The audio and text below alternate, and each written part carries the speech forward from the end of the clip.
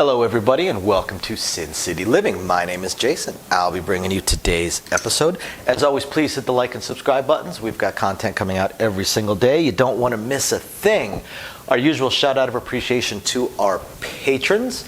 If you're curious about it, go ahead and check the description of the video down below. And we also want to shout out some appreciation to the fans that tipped us on the live chat the other day via the super chat and the super stickers.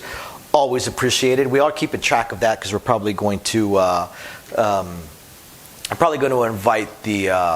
start out inviting those fans into our live chat when we're doing, or our live stream when we're doing our craps tournament as our initial players. And as for the rest of you guys, thank you very much for watching. We appreciate all of our fans. We love having you guys on here. So for today, I want to go over another one of those real player, real strategies that I came across at work.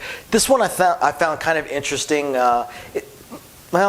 Interesting. It's an interesting strategy. It really stuck in my head mostly because of a joke that was running through my head, but it's not a bad strategy. It's a little different. It's definitely targeting a different thing than most. But the way it worked was the player would wait until there was a point marked, and it's always had to be an outside point. If it was the 6 or an 8, he would actually stand fast. He usually had a pass line bet, and he would just stand fast and just watch the game. So he only did this when there was an outside point marked. And this player, he was targeting the outside numbers. Now, some players will do that because the outside numbers pay better than the 6 and 8 in regards to, in comparison to the same amount of money bet. You know, you do a 2 unit on the 6, 2 units on the 5, you have less money on the 5 and you're going to get paid more. 2 units on the 6, 2 units on the 4, you have less money on the 4 and you're going to get paid way more. So some people target the outside numbers. This player targeted the outside numbers, but then he did something very, very interesting with it. So he would typically do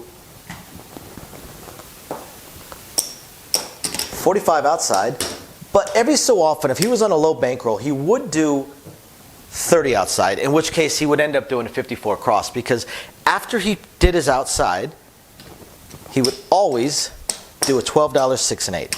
Now sometimes he would even do 75 outside, quarter on each. Okay, and again, did not matter which number the point was, as long as it was an outside number. So he only had 3 outside numbers that he had to worry about, that he had to deal with. Now, the outside numbers, again, are the ones he was targeting, the ones he was trying to get paid on. So 9 times out of 10, he would same bet any outside numbers that hit. The 6 and 8, however, he would use. So here's the thing. The 6 and 8, 12 and 12. That means either one of them pays $14. Now, thanks to various outside numbers that would hit, he always had some dollars in his bankroll. He always had $5 to $10 in his bankroll. So he was always throwing out the dollar chips so he could be paid $15. Now, why was he doing that? Because he was using the 6 and 8 to press his outside numbers. He never would same bet or collect off the 6 and 8. Anytime it hit, he would throw in $1, and he would say, press my outside. Now, sometimes he might have 3 or 4 6s or 8s roll without ever hitting an outside number. So he hadn't gotten paid a single time. In fact, he threw in a few dollars. Now, depending on what he was in, if it was 75 outside plus the 24 action or just 54 across, it would depend on how long it might take to get back to even. But he would just continue to press the outside numbers. The 6 and 8 were his feeders. The 6 and 8 were always used to feed the 3 outside numbers. That's probably why he would never do it if the point was a 6 or an 8, because then he would need to be collecting $20 instead of the 14 or 15 that he would turn it into with the $1. And that was the crux of his strategy. Didn't matter what he started with. Again, he could start with 75 outside, and he would keep pressing it. It struck me as funny because every time a 6 or an 8 would roll, and he'd throw me in that $1 and say, press my outside. In my head, I kept going, feed me, Seymour. And that's why the strategy ended up sticking in my head. And I kind of look at it as like an outside feeder strategy sort of thing. And let me tell you, this worked. Now, short rolls, he got his butt kicked. But short rolls, everybody gets their butt kicked. It doesn't matter what your strategy may be. If every roll is 4 rolls or less, 6 rolls or less, you're not going to make money. Whatever you're doing, whatever you're going across on, you're going to end up losing. You're going to end up being in the hole, especially if you have any kind of pressing strategy. You're not going to be making a whole lot of money. But every time he caught that 10 or 12 minute roll, he was collecting hundreds, because as these would get pressed up, all of a sudden you notice that he's actually getting paid pretty solid. I mean, he presses these up one more time. If for 4 or 10 rolls, he's getting paid $50 or $49. They're a buy, but $50 for all intents and purposes. If the 5 rolls, he's getting paid $35. A couple of outside numbers roll, he just paid for his entire bet if he's already pressed up to this point. Even if he's only pressed him up once from the 15 up to $20, they're still paying pretty good. The 4 and 10 are paying $40. The 5 is paying $28. And he collects. He same bets on the outside numbers. And so he collects up a decent bit of money. And this is the kind of strategy that really is targeting those mid-range rolls. This is targeting those rolls that are maybe 6 to 10 rolls long. 6 to 10 rolls long, and this particular strategy is either break even or in the profit. And if it goes beyond that, because he continues to press, his bets just get better and better and better, and his profit keeps getting better and better and better and better.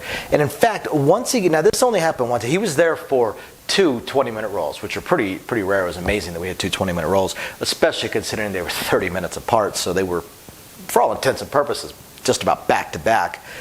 But by the time he got his bets up into the greens, and they're already at the green right now, like I said, he was probably in the profit at this point already. And what he would start doing was, about every third outside number hit, he would press them all another green. So we ended up with some really weird bets: $65 10, 4 5 10, $70 4 5 10, $95 4 5 10, and but he was hitting them and he was getting paid. I clearly remember paying him on a $65 10. That was really oddball to me. I also remember paying him on the $70 10. Now both of those are paying well over $100. So he got paid on both of those. He already collected almost $300. It's over $250. And he's still pressing. As the 6 and 8 hit, he's still pressing. So, like I said, it's an interesting strategy. I just called it the outside feeder. I really liked it. It was a lot of fun to deal to. It was a bit of a pain when he was just pressing everything by 5s, even after it got up over $50. You have $55 bets, $60 bets, $65 bets. It starts to become a pain because they just get weird stacks. And they're not numbers that we see every day. So it wasn't too big a deal, but it did make us have to stop a couple of times and look at it to make sure that we paid it right. But otherwise, like I said, it was a very interesting strategy, very interesting bet. And there's that. Real player, real strategy. I hope you guys enjoy this, find it interesting, illuminating, enlightening, or just plain fun. Thank you very much for watching. We appreciate every single one of you guys so much. We'll catch you next time. Bye now.